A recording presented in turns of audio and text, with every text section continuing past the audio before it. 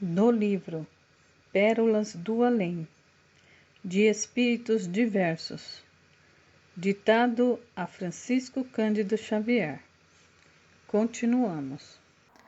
O médium digno da missão do auxílio não é um animal subjugado à canga, mas sim o irmão da humanidade a um aspirante à sabedoria. Deve trabalhar e estudar por amor, e por isso que muitos começam a jornada e recuam, livres para decidir quanto ao próprio destino. Muitas vezes preferem estagiar com indesejáveis companhias, caindo em temíveis fascinações. Iniciam-se com entusiasmo na obra do bem, entretanto, em muitas circunstâncias, dão ouvidos a elementos corruptores que os visitam pelas brechas da invigilância.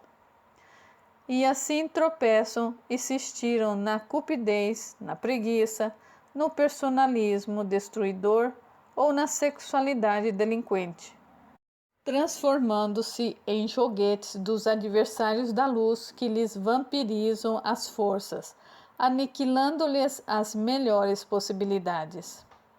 Isso é da experiência de todos os tempos e de todos os dias. Do livro Nos Domínios da Mediunidade. Ser médium não quer dizer que a alma esteja agraciada por privilégios ou conquistas feitas. Muitas vezes é possível encontrar pessoas altamente favorecidas com o dom da mediunidade, mas dominadas, subjugadas por entidades sombrias ou delinquentes, com as quais se afinam de modo perfeito, servindo ao escândalo e à perturbação, em vez de cooperarem na extensão do bem. Por isso é que não basta a mediunidade para a concretização dos serviços que nos compete. Precisamos da doutrina do Espiritismo, do cristianismo puro, a fim de controlar a energia medianímica de maneira a mobilizá-la em favor da sublimação espiritual na fé religiosa, tanto quanto disciplinamos a eletricidade a benefício do conforto na civilização. Do livro Nos Domínios da Mediunidade. Médium, em boa sinonímia, segundo cremos, quer dizer meio. Médium, em razão disso, dentro das nossas fileiras, significa intermediário, medianeiro, intérprete. Médiuns, por isso, existiram em todos os tempos. Na antiguidade remota, eram adivinhos e pitonisas, que frequentemente pagavam com a vida o conhecimento inabitual de que se faziam portadores. Na idade medieval, eram santos e santas, quando se afinavam a craveira religiosa da época, ou então feiticeiros e bruxas recomendados à fogueira ou à forca, quando se não ajustavam aos preconceitos do tempo em que nasceram. Hoje, possuímos-las em todos os tons, em dilatadas expressões polimórficas. Do livro Vozes do Grande Além.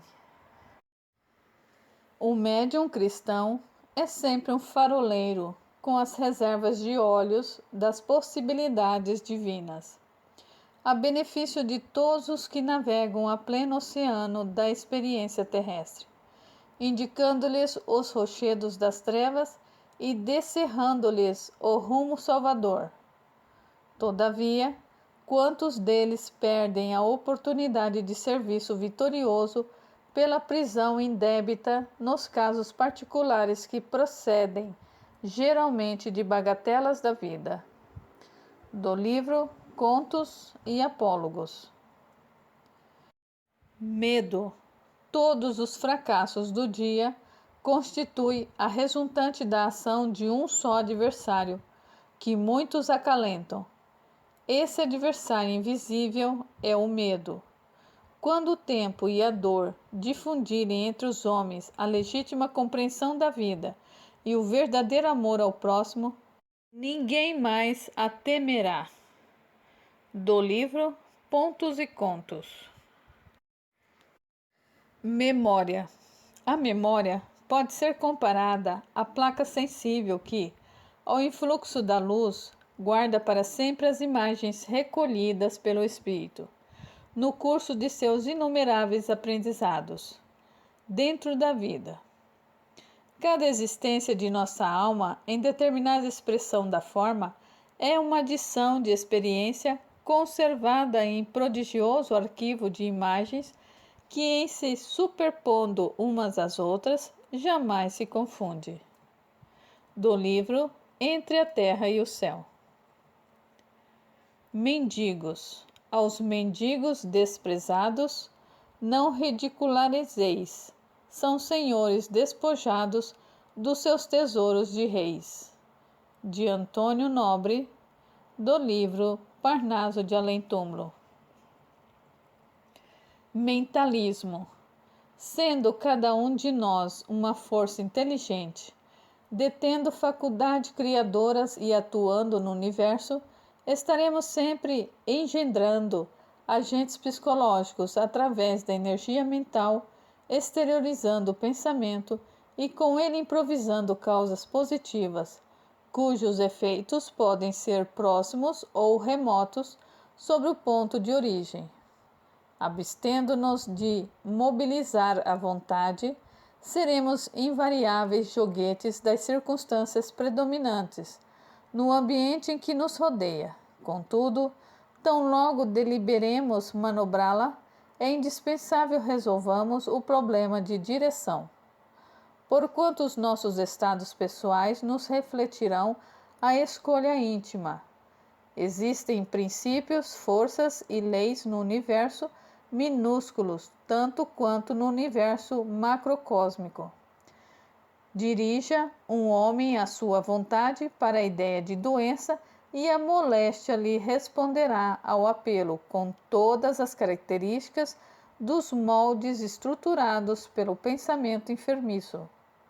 Porque a sugestão mental positiva determina a sintonia e receptividade da região orgânica em conexão com o impulso havido, e as entidades microbianas que vivem e se reproduzem no campo mental dos milhões de pessoas que as entretêm acorrerão em massa, absorvidas pelas células que as atraem em obediência às ordens inferiores reiteradamente recebidas, formando no campo a enfermidade idealizada.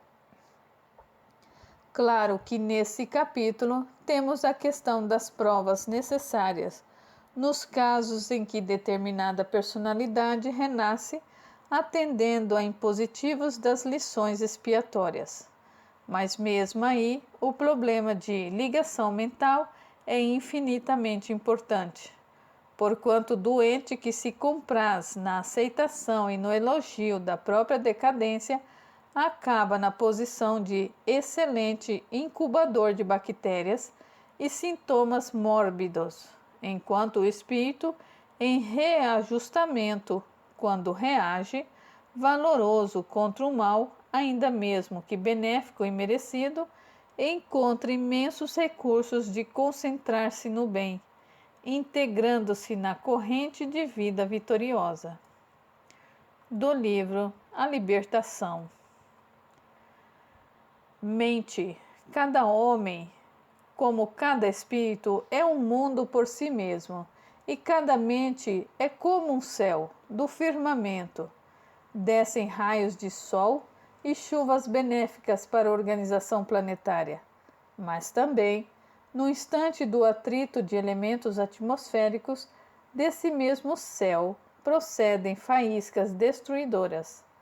Assim, a mente humana, dela se originam as forças equilibrantes e restauradoras para os trilhões de células do organismo físico. Mas, quando perturbadas, emite raios magnéticos de alto poder destrutivo para as comunidades celulares que a servem. Do livro Os Missionários da Luz. Cada tipo de mente vive na dimensão com que se harmoniza. De Abel Games, do livro Falando a Terra. Cada tipo de mente vive na dimensão com que se harmoniza.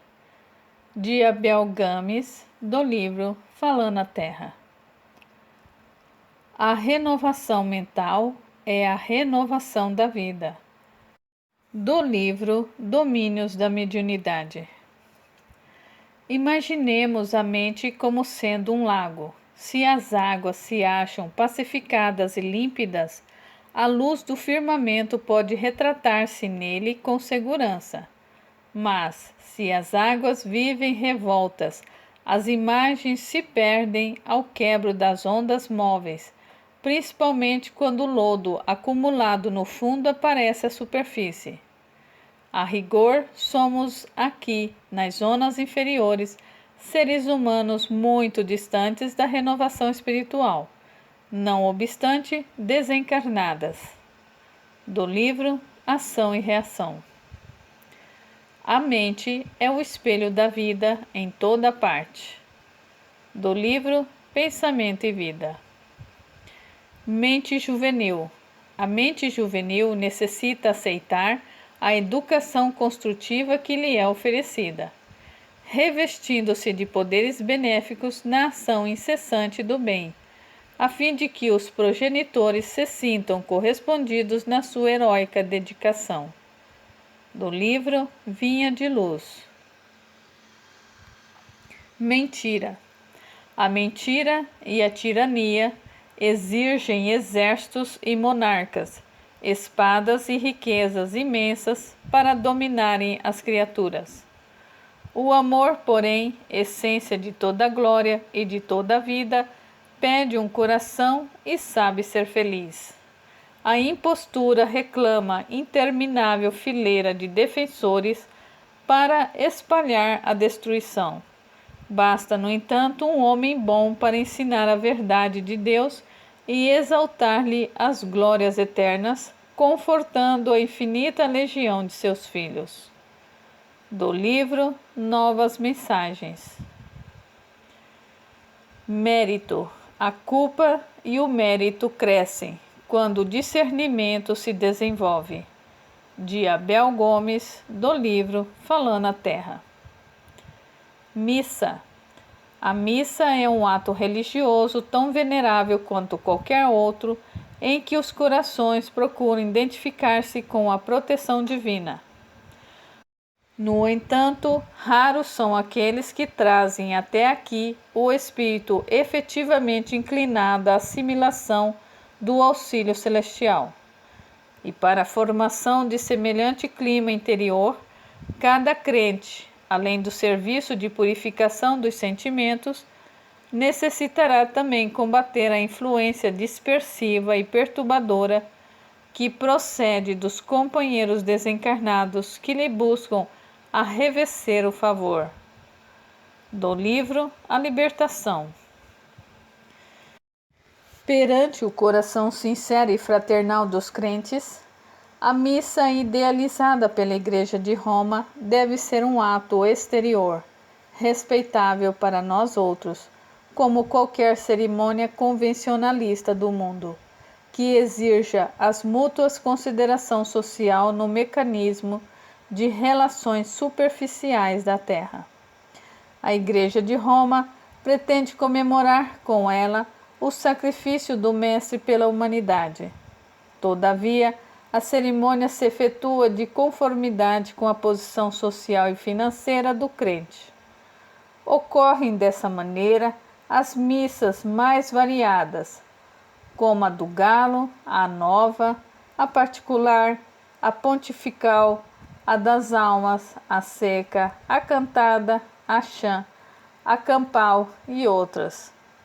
Adstrita a um prontuário tão convencionalista e tão superficial que é de admirar a adaptação ao seu mistifório por parte do sacerdote inteligente e afeita sinceridade. Do livro O Consolador. Há missas solenes de consagração a políticos astuciosos e a magnatas do ouro, que em verdade são reais sacrilégios em nome do Cristo. Por outro lado, há missas de almas que constituem escárnio à dor dos que foram recolhidos pela morte, quais as que são mandadas celebrar por parentes ambiciosos, que por vezes até mesmo se alegram com a ausência do morto, ávidos que se mostram de lhes pilharem os despojos na corrida a testamentos e cartórios.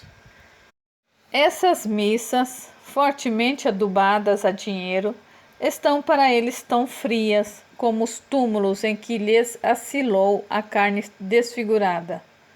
Mas, se o ato religioso é simples, partilhado por mentes e corações sinceros, inclinados à caridade evangélica e centralizados na luz da oração, com os melhores sentimentos que possuem, o culto se reveste de grande valor, pelas vibrações da paz e carinho que arremessa na direção daquele a quem é endereçado. Do livro Entre a Terra e o Céu.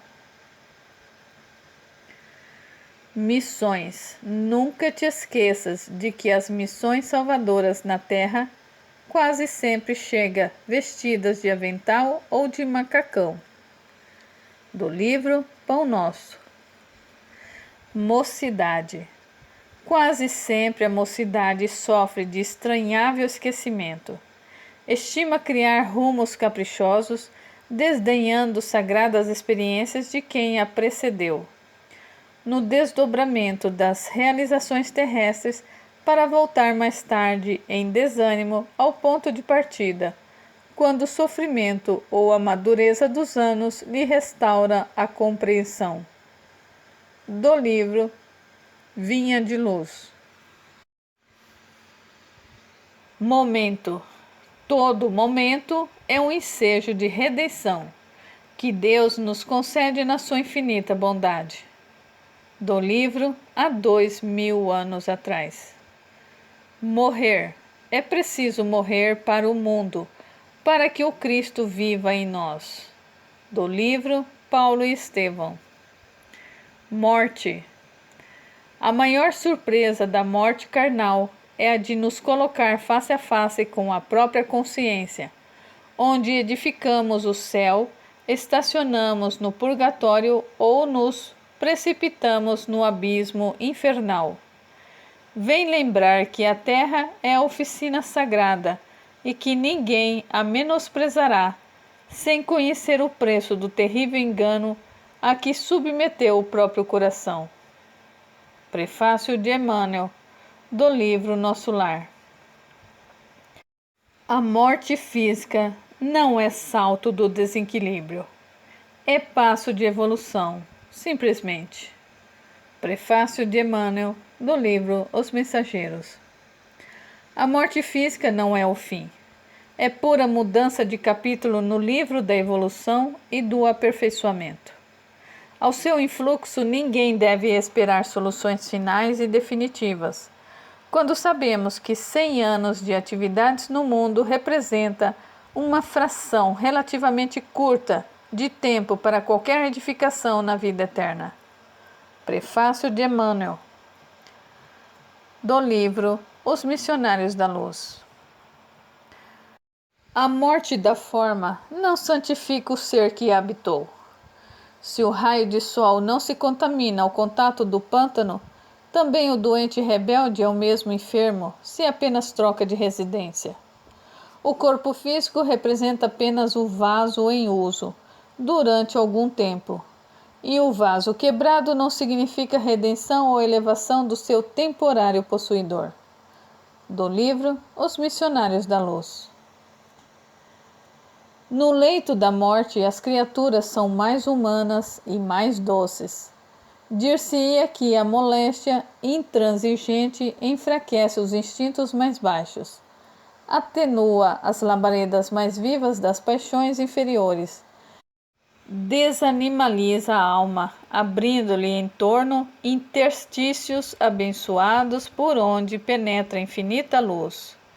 E a dor vai derrubando as pesadas muralhas da indiferença, do egoísmo cristalizado e do amor próprio excessivo.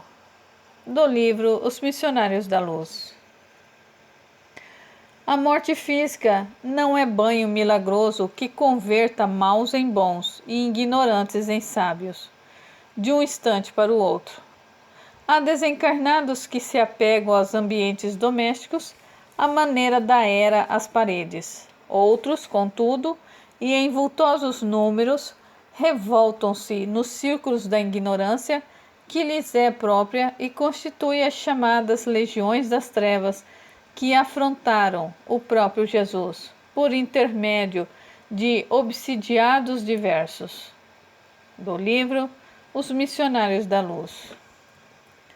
Depois da morte física, o que há de mais surpreendente para nós é o reencontro da vida. Aqui aprendemos que o organismo perispirítico que nos condicionam em matéria mais leve e mais plástica, após o sepulcro, é fruto igualmente do processo evolutivo. Não somos criações milagrosas destinadas ao adorno de um paraíso de papelão. Somos filhos de Deus e herdeiros dos séculos, conquistando os valores de experiência em experiência, de milênios a milênio. Não há favoritismo no templo universal do Eterno, e todas as forças da criação aperfeiçoam-se no infinito. Do livro No Mundo Maior. A morte não existe como a entendemos. O que se verifica apenas é uma transmutação da vida.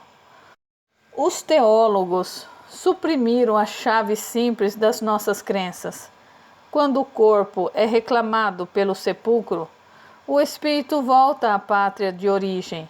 E como a natureza não dá saltos, as almas que alimentam aspirações puramente terrestres continuam no ambiente do mundo, embora sem o revestimento do corpo carnal. Desde a mais remota antiguidade, os homens se comunicaram com os seus semelhantes desencarnados. Enéas fez consultas a Anquises por meio dos estranhos poderes da feiticeira de Cumas. Plutarco afirmava que os seres de outro mundo se manifestavam nos mistérios. Sócrates tinha seu gênio familiar.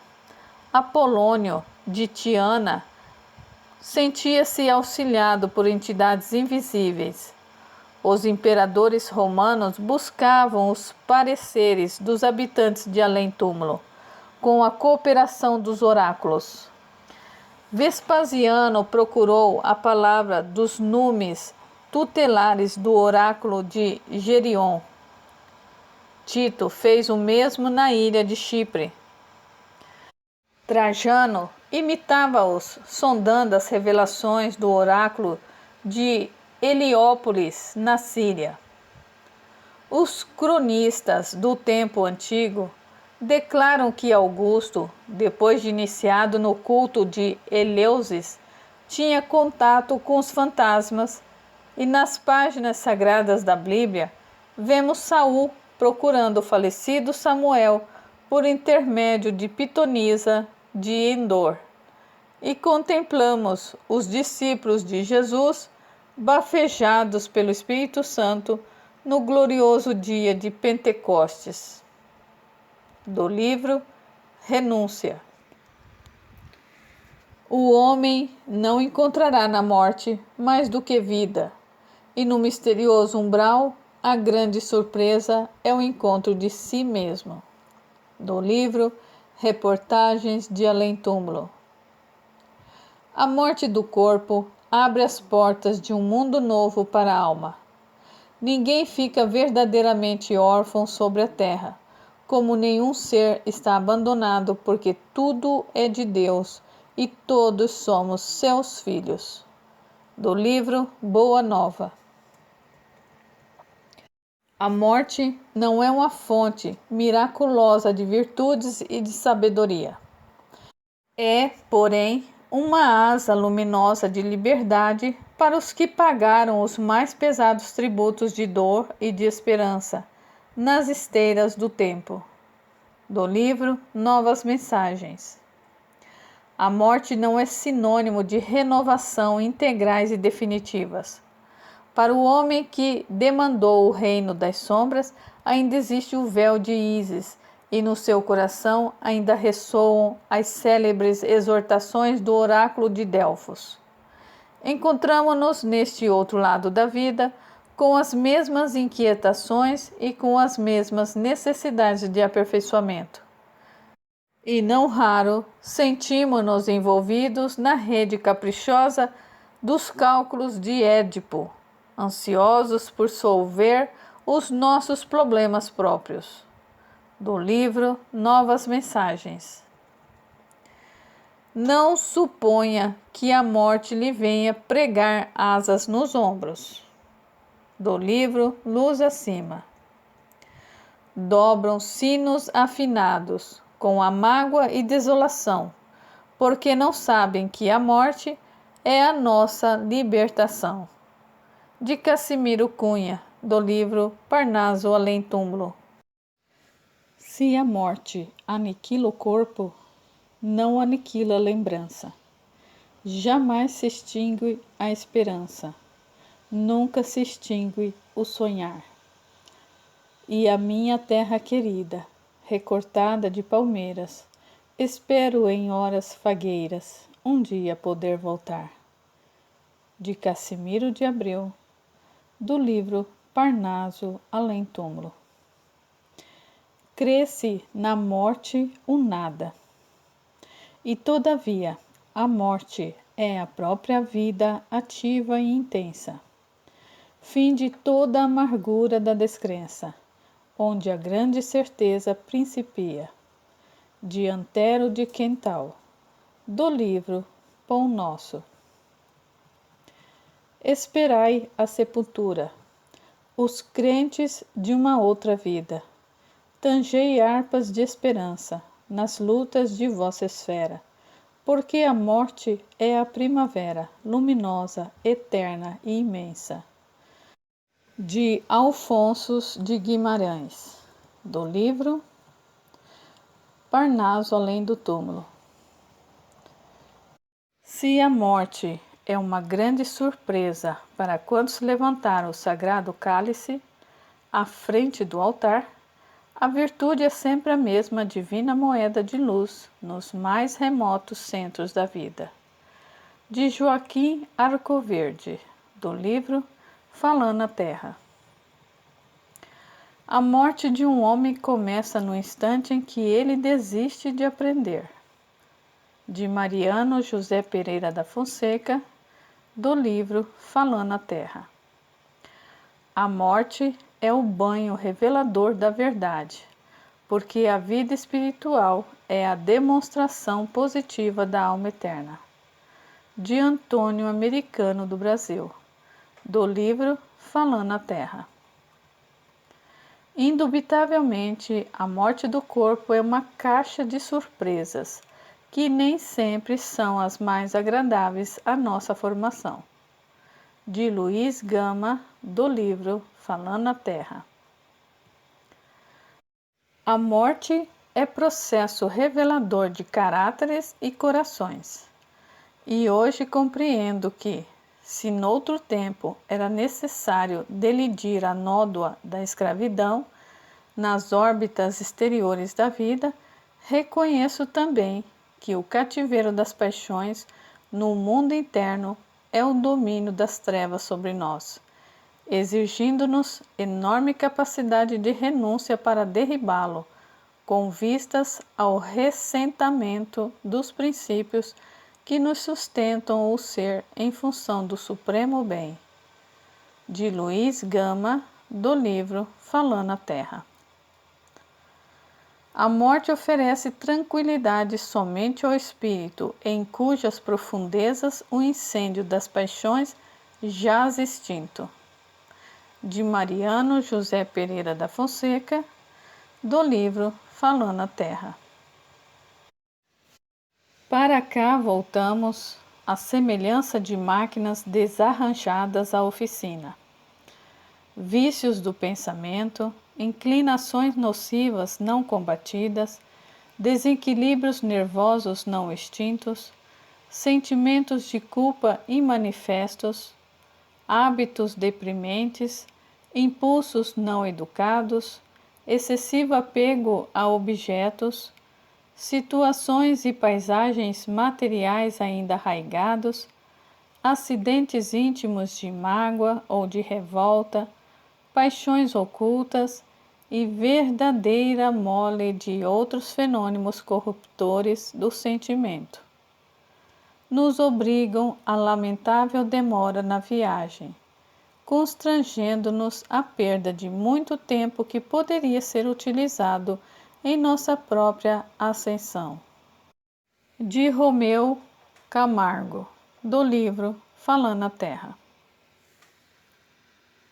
Reencontrar a vida, além da morte, para quem julgou o túmulo simples amontoado de cinzas, dentro da noite indefasável do nada, é castigo pior que a miséria. De Silvia Serafim, do livro Falando a Terra.